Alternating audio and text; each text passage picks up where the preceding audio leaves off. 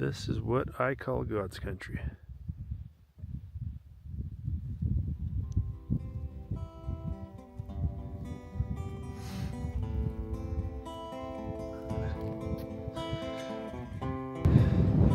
Well, we made it to the top, and holy cow, this is the top of the world, man.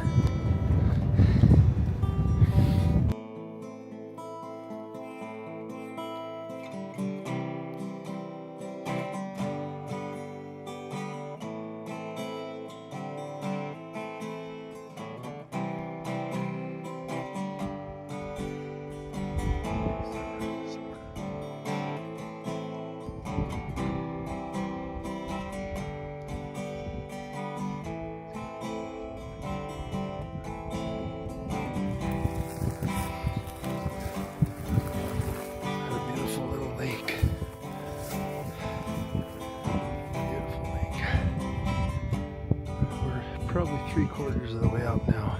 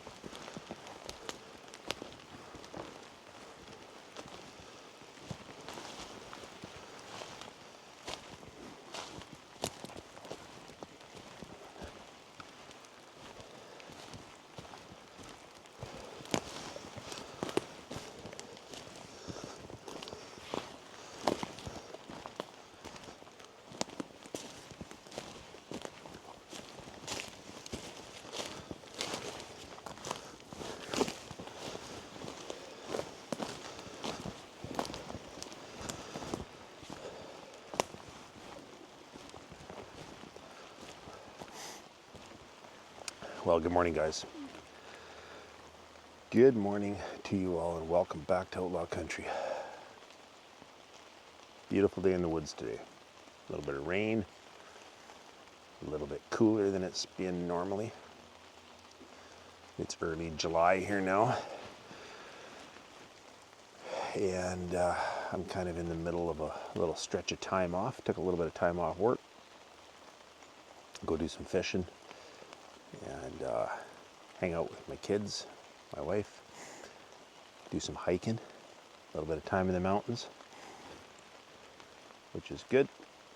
Gotta make sure I get in shape or stay in shape for our upcoming hunting season, which is fast approaching. Anyhow, what have I been up to? I've been doing some halibut fishing, a little bit of salmon fishing. Had a couple of friends on the boat with me. Took them out salmon fishing, got them a couple salmon, and then they went home, and I went out by myself. And 2 or 3 days I went out by myself and got my halibut. So I am done halibut fishing. I've got all the halibut I need for the winter, which is great. And now the rest of the summer I can just focus on getting my salmon for the winter. I need about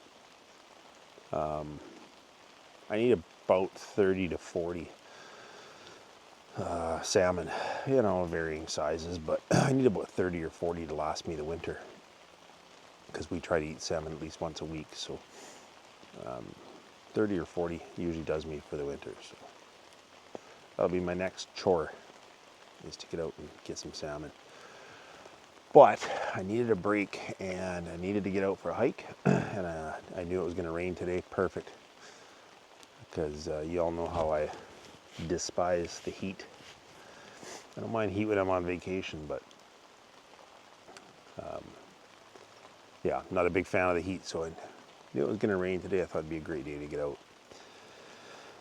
So go for a little hike, and definitely get some more emails read for you guys. I think what I'm going to do today is I had a chat with Mike Phillips. Mike, I read Mike's email just a little while ago, and maybe a week or so back. And as I always do, I reached out to Mike, and I emailed Mike back. He didn't leave his phone number, so I just emailed him back, and I said, hey, if you'd ever like to have a chat, let me know. And he emailed back, gave me his number. So I reached out to Mike, and we had a really good phone call. We probably almost talked for a couple hours there a few nights ago. And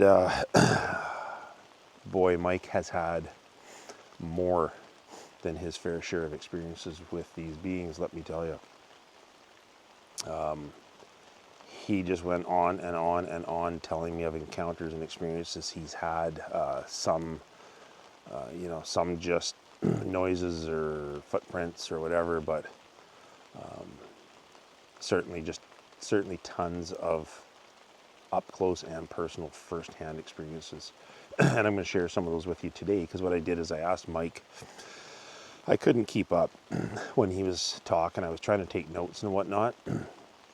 And so about 15 minutes into the phone call, I said, hey, Mike, you know what? I said, would you mind just emailing me again, and even if you do it point form, email me again and share some of this stuff with me, because I said, my brain's overloading right now. So Mike said, yeah, no problem, man. I'll sit down and I'll put a couple emails together for you. He goes, I probably won't do it all in one, because it'll be a novel, but he goes, I'll share some more of the the sort of outstanding ones with you. And he did. So I'm going to share that with you guys today. And I'm just going to find a place that I can hunker down out of the rain a little bit, keep my camera gear dry, and I'll share with you what Mike told me. It's something else. Great man. Spends a lot of time still in the mountains of Tennessee.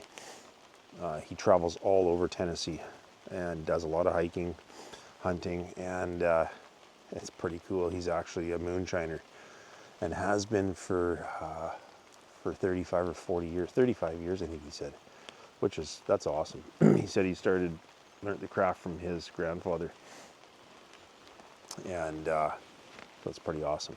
Anyhow, I'm going to share that with you.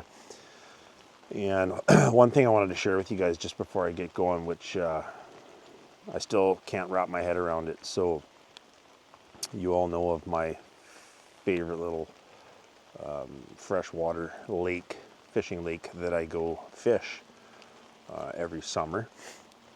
And I've had a handful of experiences with these people up in that area. And for those of you that don't know, where the lake is that I go to, it's a hike-in only lake. It's very remote. It's a long ways from nowhere. and it's hiking only, and it's thick. It's hard going. It's a tough climb into there, and just over the mountain from there is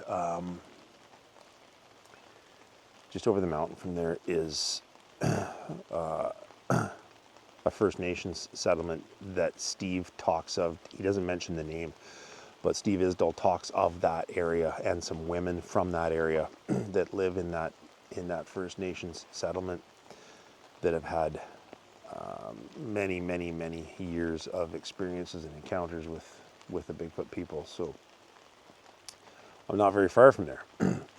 Anyhow, I've had more than my fair share of experiences in that spot at the lake. And I usually always try to go in there this time of year to do some fishing, because it's great fishing. It's pretty high, so it's great fishing all year long. Anyhow, went in there, and you drive up this pretty nasty old logging road to get in there, and then the road just ends, and there's a old landing there that you can park your side-by-side at, and that's where I always park, and then I hike from there, and it's about 4 miles in from there. Well, I get in there, and there is 2 black Ford F-350s with canopies, identical trucks, parked there with Government of Canada federal license plates on them.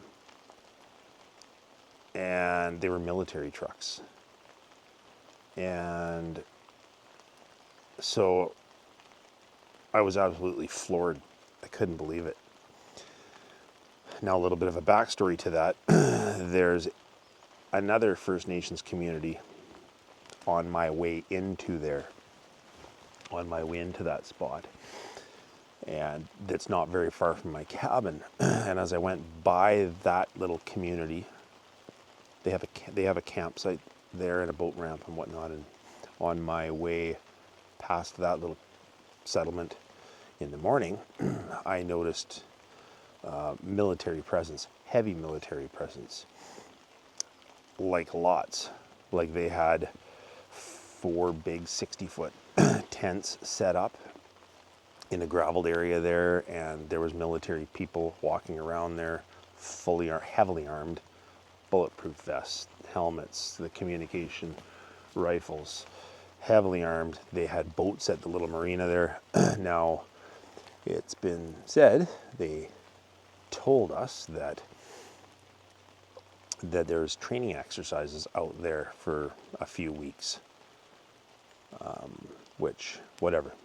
That's what they told everybody. There was a bulletin or whatever that went out that said there will be military presence in this area throughout this time doing training exercises. So when I went by the little settlement there, and I saw the tents and all the military presence and military trucks and a bunch of these other black F-350 Ford pickups with canopies on them, all blacked out. I never thought anything of it, really. I mean, I'm like, that's kind of it's a bit weird. Why are they out there doing this in this spot? Anyhow, long story short, I get up to my parking spot for my lake and see 2 of these trucks. And that raised serious suspicion with me. So I was like, what the hell are they doing way up here? You know, this doesn't make any sense whatsoever. And I don't know, it kind of made my spider senses tingle. And there's nobody to be seen up there, just the 2 trucks. So I started on the trail a little bit, heading into the lake. I started walking in there a little bit, and I could see foot traffic heading in there. And that was all I needed to see. As soon as I saw that there was, a bunch of footprints in the dirt, I decided that was enough for me. I'm getting out of there. So I turned around and headed back, jumped my side-by-side and took off. Because the last thing I want to run into back there is military personnel. There's no reason for them to be back there. Anyhow, I found that extremely odd and unsettling. So I thought I'd share that with you guys, see what your thoughts are on it. But I have never shared this area with the location of this area. I've never shared the location of this area with anyone. All right, other than my wife.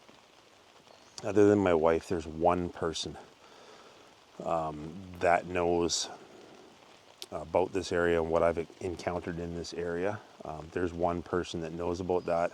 I'm not going to say his name, but he knows exactly where the spot is. But I also feel strongly, like 110% of my soul, that he would never say a word to anybody about that spot. He may go in there himself, but he would never say a word to anybody, especially to raise military awareness like that. So anyhow, that was pretty bizarre, and I didn't like it. So anyhow, I'm going to move along here a little bit, see if I can find a good spot to hunker down out of the rain and get a couple of emails read for you guys. So, all right, stay tuned.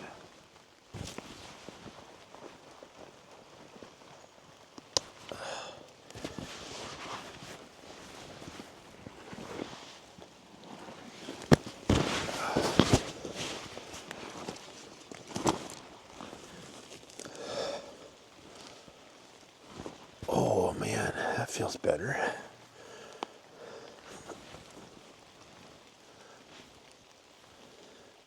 No nice creek to sit by today, but that's fine. Change it up a little bit. Right? We don't need a creek every time.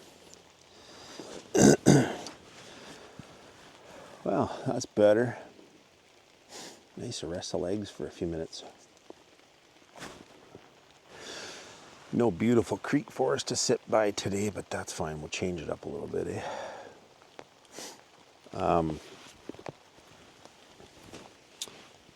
Anyhow, so yeah, as I was sharing with you guys earlier, the military presence out near my cabin, and in particular, up at the end, in the middle of nowhere, up in the bush where the end of the road is, where the trail to my little lake starts. That was something else. That was something else. I didn't tell anybody about that, so I told my wife, but I didn't tell anybody else. I didn't tell any of my friends or anything. I just thought that was pretty strange. What do I got to share with you before we get into any emails? I don't really think there's a whole bunch new. And I do have some other reviews coming out for you guys here pretty soon. So I did a review a little while ago for Garda Pro game cameras, and they're a great quality game camera, and they're definitely in the top 3 of my favorite trail cams. And I've done one review for Garda Pro, and I'm going to do another one because they've sent me another phenomenal product, and I'm going to do an quick unboxing on this one and a brief video on this new Garda Pro model, and share that with you guys, because been a lot of feedback on the trail cams. Obviously at Outlaw Country, there's a lot of outdoorsy people, and whether you're hunting or just monitoring your property or just wildlife viewing or whatever, those trail cameras are phenomenal for that. So I'm going to share another Garda Pro trail cam with you guys here shortly in the next few days. And what else we got? We're going to do another giveaway today. We're going to do another giveaway today, maybe after I read these emails. I don't know how many emails I'll get through today, because Mike's, I think, is fairly long. But I want to do another giveaway of another Outlaw Country coffee mug. And this one is going to go to my members, the membership portion of Outlaw Country. As always, I thank every single one of you subscribers for being here. And I also thank every single one of you members for joining Outlaw Country. at whatever level of membership you're at. I believe it starts at like I don't know, $1 or something that that you can contribute to Outlaw Country. And you know what I said before, I don't need the money, you guys. I didn't start the membership section for the money. I didn't start it for me. I started it for you guys.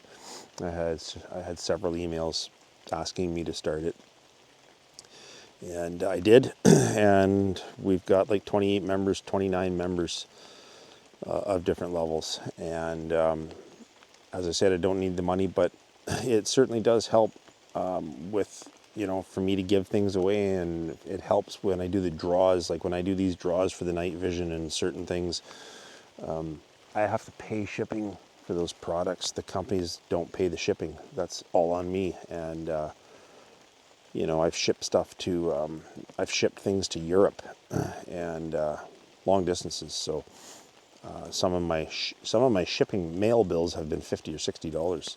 Some of them are $20. But anyhow, the membership section, that certainly does help out with paying for that stuff, and it certainly helps me do some more giveaways to you fine people. So I really appreciate it. I appreciate everyone for sure. I'm going to get into this email and then we can chat a little bit more here. It's starting to rain a little heavier now. Anyways, here's a follow-up, and it's fairly long. It's all good, Mike. I told you, let her fly, man. Here we go. Hey, Darren. Thanks for calling the other day. I'm so happy we actually got to have a conversation together. I'm honored that you'd like me to come on and do a live chat with you. And I hope you understand why I just can't do it right now. The last time I spoke with someone in person about the Bigfoot people and my personal experiences, it ended badly for me, and I don't want that to happen again. You've also led a very interesting life in the wilderness, and I'd love to get together with you one day for a hike in my woods or maybe in yours. You asked if I'd share a little bit more with the people of Outlaw Country, so here you go. About 10 years ago, I had a group of Bigfoot researchers reach out to me and ask to interview me about all the experiences I've had. And after days of thinking it over, I decided to meet them and share what I've seen and heard over the years. After the interview was done, and these people had left my home, I felt strongly that I had done something wrong. I had a feeling of regret, like I made a big mistake. Part of me felt like I had betrayed the Bigfoot by sharing what they allowed me to experience. Now, I never once told any of these researchers where my encounters took place, but they had a bit of an idea of the areas that I'd been into. And when they produced the video and the article they had written, they threw some names of areas out from around where I live. Not only that, they also completely changed my encounter and added a bunch of stuff to it to make it sound much more horrifying than it actually was. They made the Bigfoot appear to be this horrific monster of the mountains. Now, don't get me wrong, Darren. They are a type of monster, but not what these so-called researchers were making them out to be. The day after my interview had aired, I had a group of 3 Bigfoot come onto my property, and one of them somehow entered my home. I live in a small one-level home. Sorry, guys. I live in a small one-level cabin-type home on 10 acres. And my house is near the back of the property away from the road. It was around 11 p.m. and I was just about to turn the TV off and head for bed when I smelled a raunchy, awful stench, and I knew right away what it was. I'd smelled it before in the woods, but this time it was right there, right in my face. I turned and looked over my left shoulder at my front door, and one of these beings was in my house, hunched over at the door, looking right at me. His neck was bent down, and his knees were slightly bent as well, and even at that, his shoulders were touching my 8-foot ceiling.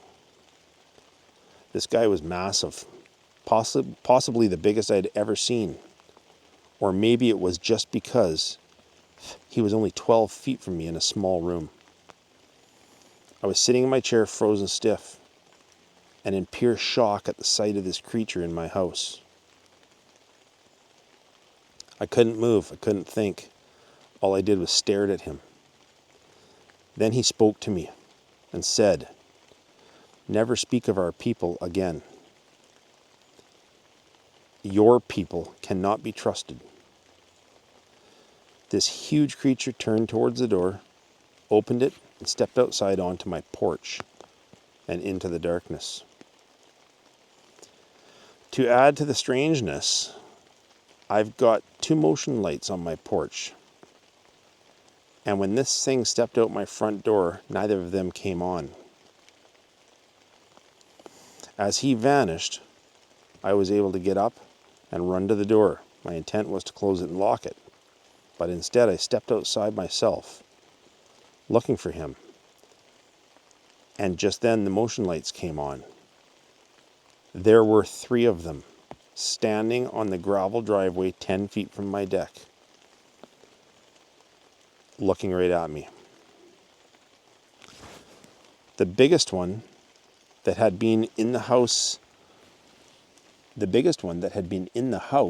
barked at me with a grunting sound. And just then the other 2 turned and quickly walked away. The biggest one stared me down, glaring into my eyes until I backed up and was back in the house and closed the door. The outside motion lights went off as soon as I went in the house. So I turned them on from inside, looked out the window, and this big guy was gone. That rotten smell stayed in my house for days and days. I had to leave all the windows and doors open during the day to air it out, and eventually it finally went away. I knew I had done wrong when I talked to those so-called damn researchers, but now I knew it was a huge mistake. A few nights later, I was coming down my long gravel driveway, and just before the house, my lights hit the trees on the edge of the driveway, and this same creature that was in my house was standing beside a tree, watching me. I got to my parking spot in front of my house, turned the car around so the lights were pointing at him, and I saw him turn and walk away from me into the woods. And these sightings of him continued for about a week. Always at night and always right near my house. Finally, one evening I was out working in my shop at around 8 p.m. I was facing my workbench with the door of the shop at my back. And once again I got a whiff of the smell. I spun around, and there, standing in the doorway of the shop, was this creature. The same one, I'm positive of it. This thing spoke to me again. This time he said, "How do you feel having something invade your home?" He turned and was gone, and right then I got what he was trying to get across. I understood the point he was trying to make. Now, I can't be certain because it all seems like a blur. I can't be certain if if this creature actually spoke, or if I just heard what it was wanting to say to me. Did the words actually come out of its mouth? I can't say.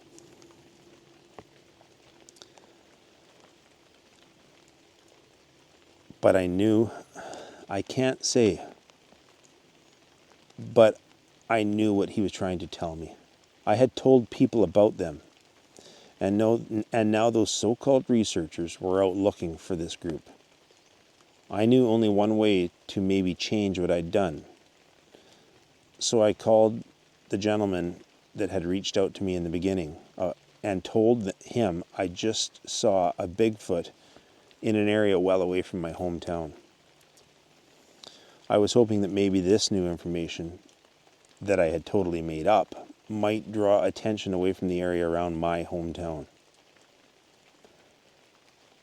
I never saw that Bigfoot again until 3 years later, when I was out scouting for deer not far from home, and I caught a quick glimpse of him cresting a hill in front of me. I was never able to tell anyone about these conversations or mind speak, if you want to call it, incidents until now. I know most people will think I'm crazy, or that I've made these encounters up, and frankly, I don't give a damn what anyone thinks. Once you've laid eyes on these beings, nothing else matters. You can't take it back and wish it never happened. They are in our woods. They always have been, and I think they always will be. And I think because of the increasing population and people choosing to live in more remote areas, these beings are being seen more often. I've accepted the fact that they've chosen me to communicate with, and I just deal with it. I'm still not sure why they've chosen me, but maybe someday that will be clear as well. I feel like you're in the same place as me, Darren. They've chose you to show themselves to you and communicate with you. I've watched all of your videos, and on many of them, I've spotted these creatures behind you, hidden in the bush, and several times more than one at a time. I have a feeling you know they're there with you, but I do notice you never acknowledge it during the video. Maybe that's why they respect you. Who knows? If you ever want to chat again, please reach out. I'd love to talk with you more. And I would love the opportunity to maybe get out for a hike with you one day. Until then, keep your head on a swivel and watch your back. Mike.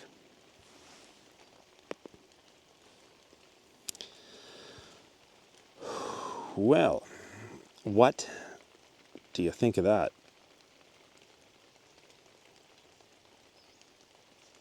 Gotta mark that as red. What do you think of that?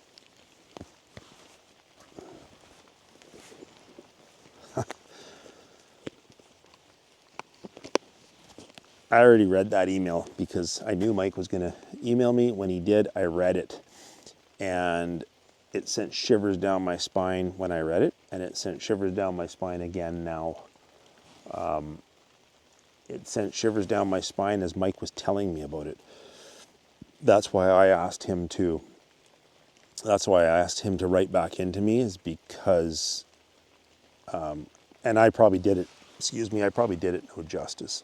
But when Mike was telling me about it, I was like, holy shit. Like, could you imagine? Okay? Because I can't. Can I imagine seeing one out here? Can I imagine running into one of them out here, possibly catching a glimpse of them? Absolutely, it's happened to me. Could I imagine one being in my home? Not ever. In a million years, could I imagine that? I would be absolutely scared shitless, I can guarantee you. I don't know what to make of that. Sorry, I just thought I heard something crack. I don't know what to make of that.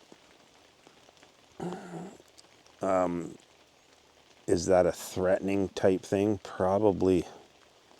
You know, you might have nailed it, Mike. Maybe that was their way of saying to you, hey, don't be talking about us to people like that. I don't know. Not sure. And Mike had so much more. I actually wish he would have. There was another incident that he told me about, and I wish he would have emailed that one into me as well. But you know what? Maybe I can remember it. So him and his wife.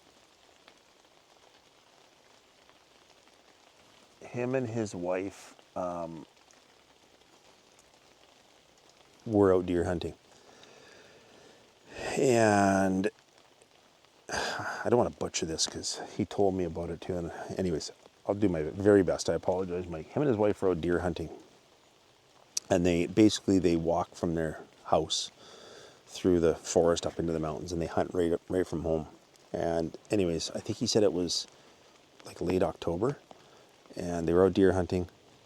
And Mike saw a deer, shot a deer, and he was cleaning the deer, dressing the deer out to take it back home. And it was a pretty good sized deer. So he got it dressed out and started dragging it home. And he said his wife was helping as much as she could, but he started dragging it home. And he was about halfway home from where he'd shot the deer. And it was starting to get dark, but still light enough to see. And he said he heard, and it was funny because he said not only did he hear it, but his wife heard it. So that's why he said this time, he goes, I'm not so sure that this time I'm not so sure it was mine speak, because he goes, we both heard it. But he said he heard a very strange kind of almost like a whistling sound. And he stopped. They stopped walking. They dropped the deer. They stopped walking. Mike had his gun, and he says he heard this very strange whistling sound, and then like a clicking sound, like somebody was like almost like snapping their fingers. And then this voice says, Mike said this voice said loud and clear, leave the deer. And Mike kind of was like looking around. His wife goes, who is that? And Mike's like, I don't know. And so anyways, it says it again, leave the deer and go. Mike turns around with his gun, and says, fuck you. That's my deer. This is feeding my family. And he said, I yelled it out loud. And when he yelled that out, just off to his right, which is where the voice was coming from, just off to his right, he says, maybe 100 feet, 150 feet, sort of, it's not thick bush where he hunts, he said, but there's like little draws. And he goes, just maybe 100 feet, 150 feet off to my right, when I yelled, fuck off, it's my deer, he hears like boom, boom, boom, boom. And he goes, it was so loud. He said, I swear the ground shook when I heard these steps. And he goes, and it just went like away from him.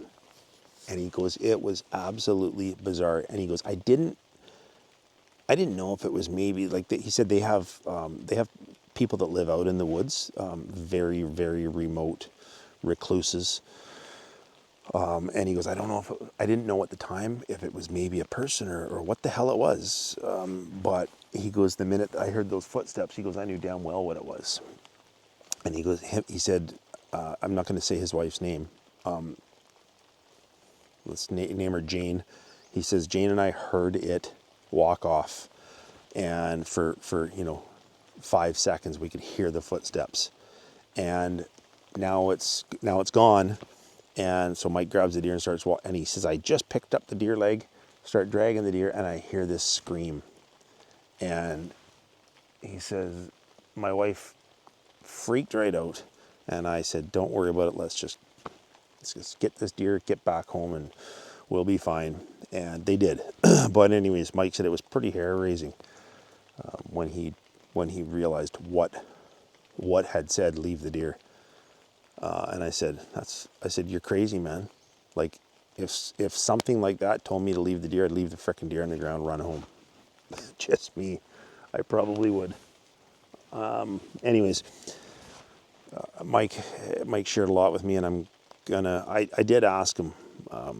I'd love to have him do a video with me. But I 100% respect your wishes, Mike, that you've chose not to. That's fine. Once bitten, twice shy. I'm not a Bigfoot researcher. You know that. Mike knows that.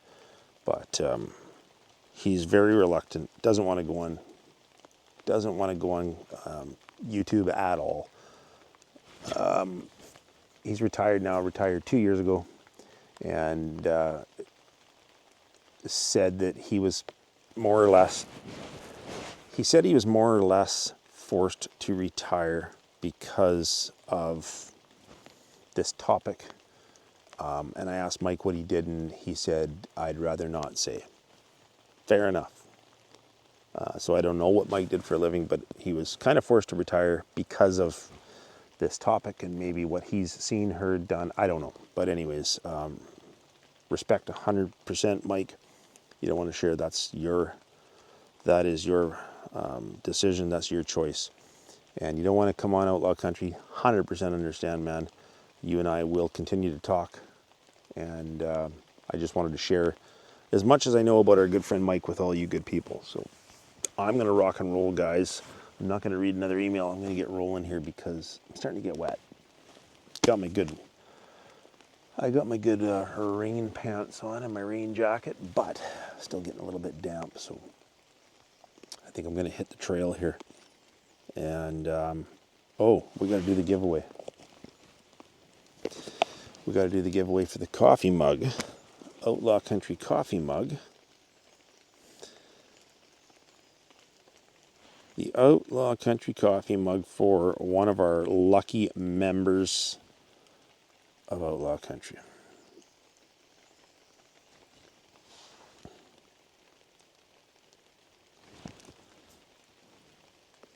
One of our lucky members of Outlaw Country.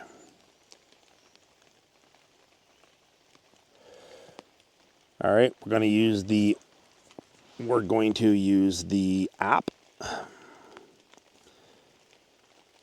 And we are going to put in our members.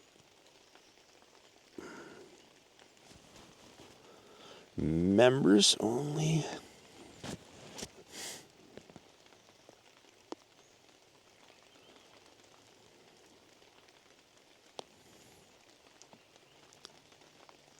Boom. There we go.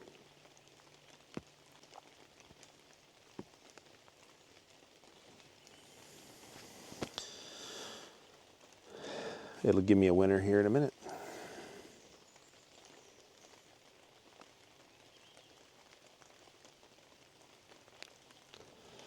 And we have a winner, just like that. So we have 29 members now. 29 members to Outlaw Country. And this month's winner of the Outlaw Country coffee mug is Kiko Martin.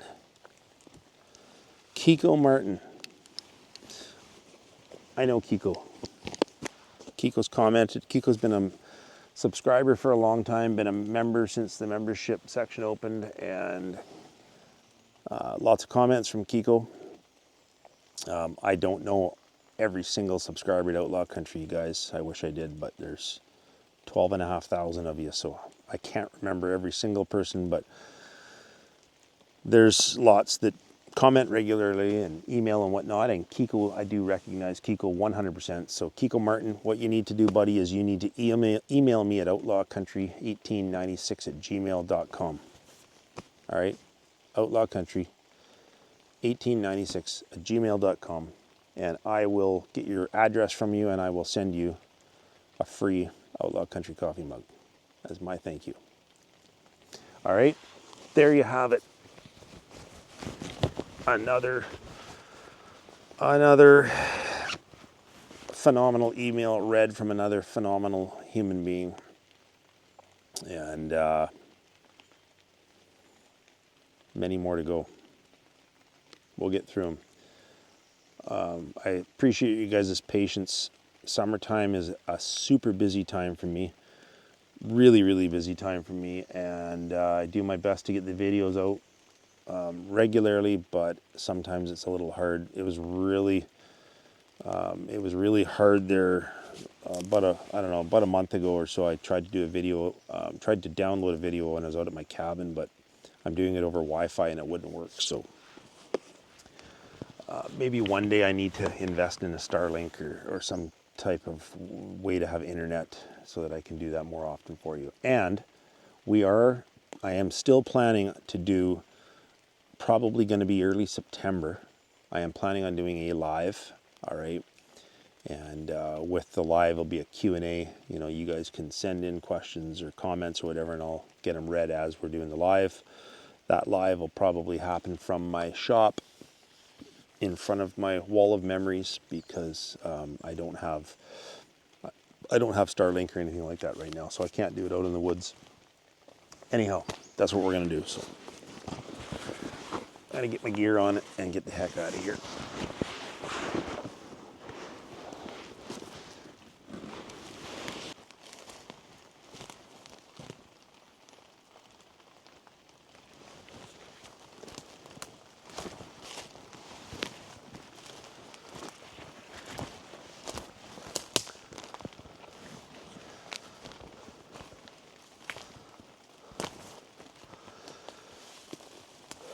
So I hope you guys are all doing well.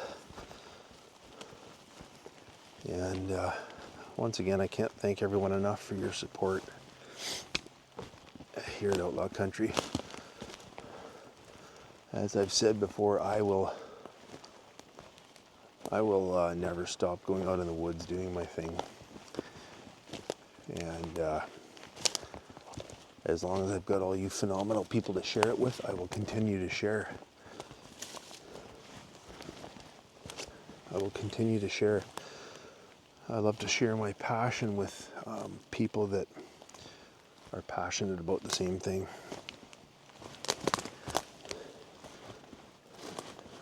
You know, and there's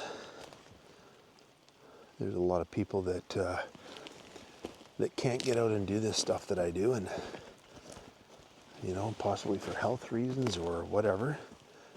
And I think it's great that they join. I think it's great that you join me and come along on my hikes, because I sure do appreciate it.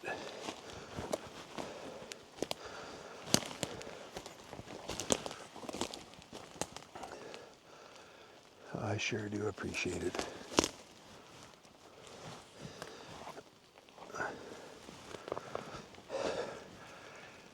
Anyways, guys, I'm going to sign off and get out of here.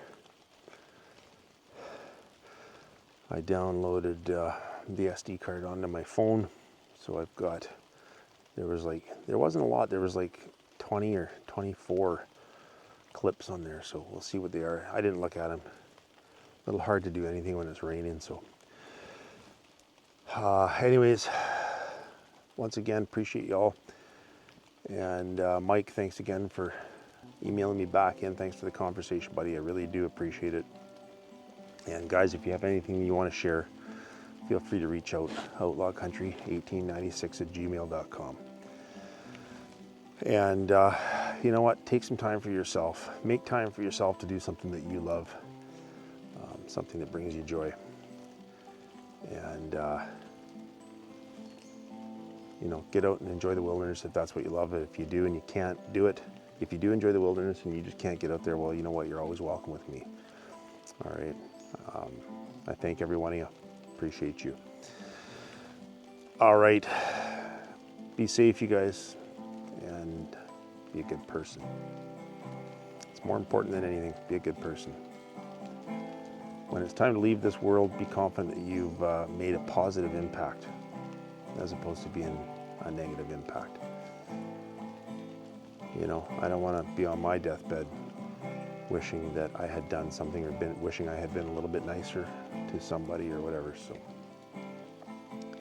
just be a good person, right? World's got enough douchebags. Don't need any more. All right, guys. Take care. Be safe. I'm out.